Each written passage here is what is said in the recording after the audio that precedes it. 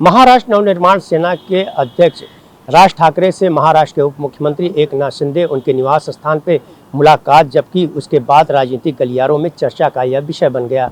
लेकिन एकनाथ शिंदे ने जब पत्रकारों से बातचीत किया तो उन्होंने कहा कि एक शिष्टाचार मुलाकात थी। मनसे अध्यक्ष राज ठाकरे और उप मुख्यमंत्री एकनाथ शिंदे के बीच की दूरियां खत्म होती नजर आ रही हैं। शिंदे ने राज ठाकरे के दादर स्थित आवास शिवतीर्थ पर जाकर भोजन किया और इस दौरान प्रदेश के उद्योग मंत्री उदय सामंत भी मौजूद थे। इससे आगामी मुंबई महानगर पालिका के चुनाव और मनसे और शिवसेना शिंदे के बीच गठबंधन के कयास लगाए जा रहे हैं। हालांकि देर रात बैठक जब खत्म हुई तो बाद में पत्रकारों से बातचीत करते हुए शिंदे ने कहा कि राज ने मुझे भोजन के लिए बुलाया था और मेरी राज से एक शिष्टाचार मुलाकात हुई।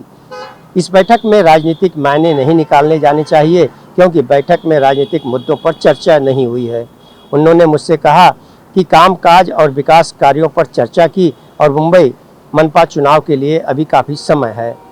साल 2024 के विधानसभा चुनाव में राज के बेटे अमित ठाकरे मैदान में उतरे थे, जबकि शिवसेना शिंदे ने माहिम सीट पर सदा सरवणकर को उम्मीदवारी दी थी और भाजपा चाहती थी कि शिवसेना शिंदे माहिम सीट मनसे के लिए छोड़ दे।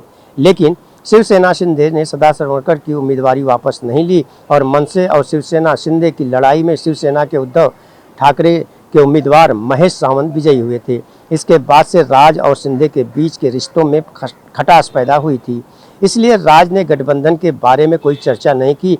शिंदे ने कहा कि मैंने राज से चर्चा के दौरान शिवसेना प्रमुख बाला साहब ठाकरे की पुरानी यादों को ताज़ा किया।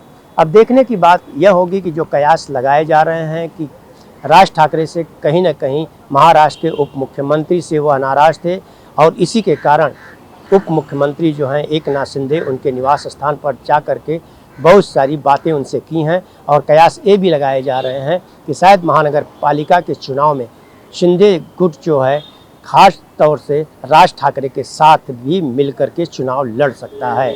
ऑन टीवी न्यूज़ के लिए कैमरामैन बाला के साथ हरीश तिवारी।